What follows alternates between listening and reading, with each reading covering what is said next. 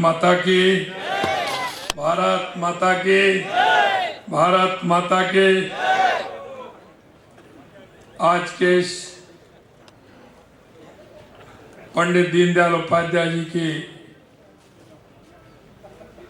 56वीं पुण्यतिथि के कार्यक्रम में हमारे बीच में अपने ही जो राजस्थान को गौरवान्वित करने का काम कर रहे हैं, ऐसे हमारे माननीय महामहिम उपराष्ट्रपति महोदय सम्माननीय जगदीप जी धनखड़ साहब, हमारे क्षेत्रीय प्रचारक सम्माननीय निम्बाराम जी भाई साहब,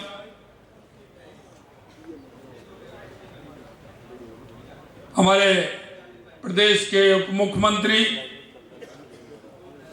सम्माननीय प्रेमचंद जी बैरवा साहब, मंत्रिमंडल में मेरे साथी, युवा और संघर्षशील मंत्री भाई राज्यवर्धन सिंह जी राठौड़ साहब, आज के इस कार्यक्रम की अध्यक्षता कर रहे उद्योगपति भाई राजेश गौतम जी, इस समिति के अध्यक्ष सम्माननीय मोहनलाल जी छिपा साहब, इस समिति के सभी पदाधिकारीगण और मेरे सामने बैठे हमारे पार्टी के वरिष्ठ नेता और इस स्मारक में बनाने में जिनका बहुत बड़ा योगदान रहा, ऐसे सम्माननीय अवकार सिंह जी लाखावत साहब, हमारे पार्टी के वरिष्ठ नेता सम्माननीय राजेंद्र राठौड़ जी, पार्टी के पूर्व प्रदेश अध्यक्ष अरुण चतुर्वेदी जी, सम्माननीय नारायण पंचारिया जी, गोपाल शर्मा जी, बाल मुकुंदाचार्य जी, मूलचंद जी भाई साहब, बाबूलाल जी भाई साहब, और इस कार्यक्रम में पधारे उस विचार के कार्यकर्ता जिस विचार ने इस मां भारती को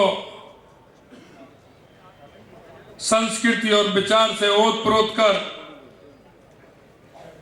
100 साल के संघर्ष के बाद एक देश के अंदर परिवर्तन की स्थिति आने लगी है। ऐसे में सभी बंधु और भगिनियों को नमन करता हूं, प्रणाम करता हूं।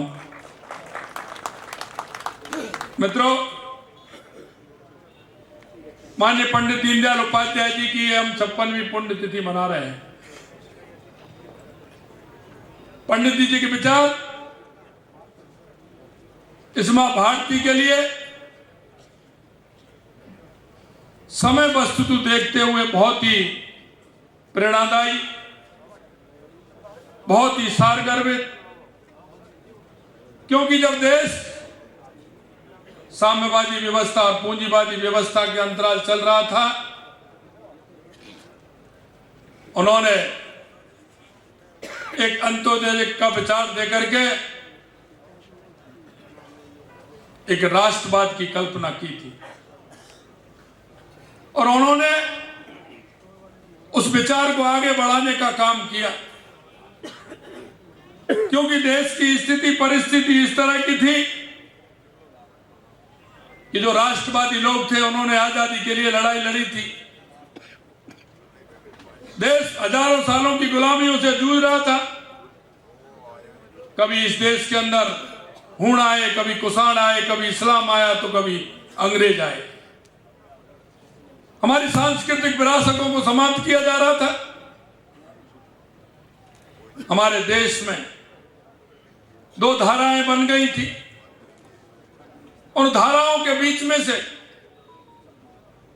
क्या हो सकता है, देश के लिए किस तरह से एक निर्माण की बात हो सकती है, देश को किस तरह से आजादी मिल सकती है। उन्होंने आजादी के लिए अपने आप को न्यौछावर कर दिया। उन्होंने राष्ट्र के लिए अपने आप को बलिदान कर दिया। देश को आजादी भी मिली, आजादी के मिलते मिलते वो राष्ट्रवादी लोग या तो दुनिया से चले गए या वो उम्र के पड़ाव पर आ गए। लेकिन आजादी के बाद जब सरकार बनी तो उस सरकार में दो धाराएं बन गई। एक वो लोग थे जो किसी भी तरह से सत्ता हासिल करना चाहते थे, एक वो लोग थे जिन्होंने सपने देखे थे आजादी के लिए। कई सालों तक उन्होंने संघर्ष किया।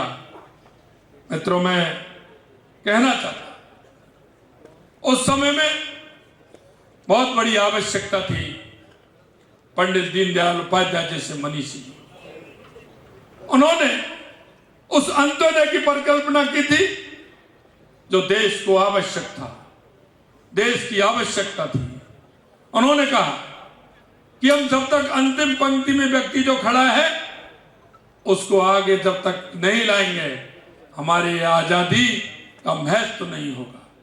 और उन्होंने वो परिकल्पना लेकर के जो चले, उन्होंने उसको साबित करते हुए बताया। वो कहते थे हमारे शरीर का अंग है, अगर हमारे शरीर का अंग, अगर हमारी आंख में तिनका गिरता है तो हमारा हाथ उस आंख के पास क्यों जाता है? अगर पैर में कांटा लगता है तो हमारा हाथ पैर के पास क्यों जाता है? ये देश की व्यवस्था है। एकांत मानववाद को लेकर के वो चलने वाले मनीषी पंडित दीनदयाल उपाध्याय जी ने उस बात को चरितार्थ करके बता दिया। निश्चित रूप से हम कहना चाहते हैं कि आज वही आवश्यकता है, हमारा देश उसी से आगे बढ़ सकता है। चौधरी चरण सिंह जी कहते थे, मैं निश्चित रूप से आज के इस मौके पर माननीय प्रधानमंत्री जी को बहुत बहुत बधाई और साधुवाद देना चाहता हूं। जो चौधरी चरण सिंह जी कहते थे कि देश की खुशहाली गांव के खेत और खलिहान से निकलती है, गांव के किसान से निकलती है। हमारा किसान समृद्ध होगा तो हमारा देश समृद्ध होगा। मित्रों, मैं निवेदन करना चाहता हूं माननीय हमारे यशस्वी प्रधानमंत्री नरेंद्र मोदी जी का कि 2014 के बाद उन्होंने अंत्योदय की परिकल्पना बदली है। हमारे 1977 में माननीय भैरव सिंह जी मुख्यमंत्री बने थे। उन्होंने अंत्योदय की परिकल्पना को आगे बढ़ाते हुए काम के बदले अनाज योजना को प्रारंभ किया था। अगर इस देश के अंदर अंत्योदय की योजना को सबसे पहले प्रारंभ किया तो माननीय मुख्यमंत्री भैरव सिंह जी शेखावत ने किया, क्योंकि वो दीनदयाल जी के अनुयायी थे, इसलिए उन्होंने अंत्योदय की योजना को लागू किया। मैं निवेदन करना चाहता हूं कि जब हमारे केंद्र में अटल बिहारी वाजपेयी जी की सरकार बनी तो अंत्योदय को लेकर के माननीय अटल बिहारी वाजपेयी जी चले थे। उन्होंने कहा कि गांव का विकास सर्वोपरि होगा तो देश का विकास सर्वोपरि होगा। उन्होंने प्रधानमंत्री ग्राम सड़क योजना के नाम से पहली ऐसी योजना ग्रामीण क्षेत्र के लिए लागू की जो पंडित दीनदयाल उपाध्याय जी के अंत्योदय को लेकर के चले। मित्रों, मैं निवेदन करना चाहता हूं, आज देश के यशस्वी प्रधानमंत्री नरेंद्र मोदी जी भी उसी पंडित दीनदयाल उपाध्याय जी की अंत्योदय की योजना को लेकर के चल रहे हैं। आज गरीब कल्याण की हमारी योजना, चाहे हम घर घर बिजली पहुंचाने का काम हो, पंडित दीनदयाल उपाध्याय ज्योति योजना के माध्यम से पहुंचाते हो, या घर घर शौचालय बनाने का काम हो, चाहे हमारे उस गरीब व्यक्ति को आवास देने का काम हो, यही नहीं, उस गरीब की पीड़ा को वो जानते हैं। और यही पंडित दीनदयाल उपाध्याय जी की अंत्योदय थी कि वो गरीब माताएं, गरीब बहनें गांव के 2 किलोमीटर, 3 किलोमीटर, 5 किलोमीटर से पानी लाते हैं, उनको नल से जल देने का काम भी देश के यशस्वी प्रधानमंत्री नरेंद्र मोदी जी ने किया। मैं निश्चित रूप से इस बात को कह सकता हूं कि जो हमारा विचार 100 साल पहले लेकर के हमारे मनीषी चले थे, उस विचार को आगे बढ़ाने का काम पंडित दीनदयाल उपाध्याय जी ने किया। और आज हमारे देश के यशस्वी प्रधानमंत्री नरेंद्र मोदी जी भी उस विचार को आगे बढ़ाने का काम कर रहे हैं। मैं आपसे इतना निवेदन करना चाहता हूं, भाई साहब ने सही कहा था, क्योंकि हमारा हजारों सालों का, लाखों सालों का हमारा यह देश, हमारी संस्कृति, हमारा विचार, इसमें कहीं भी किसी भी उसमें अधिकार नहीं लिखे हुए हैं। अगर उसमें जिक्र है तो सिर्फ अपने कर्तव्यों का है, अधिकारों का कहीं नहीं है। लेकिन हम कहना चाहते हैं कि आजादी के बाद हमारे अधिकारों की गणना हुई, अधिकार भी हमें मिले, लेकिन हमारे उसके साथ में कुछ कर्तव्य भी हैं। और हमारे विकसित भारत संकल्प यात्रा के तहत हमारे देश के यशस्वी प्रधानमंत्री नरेंद्र मोदी जी ने कहा है कि 2014 से जो हमारी स्कीमें चली हैं, 2014 के बाद जो हमें देश में परिवर्तन लाए हैं, हमारी उन स्कीमों का जायजा हमारी इस विकसित भारत संकल्प यात्रा के माध्यम से उनकी जांच भी होनी चाहिए।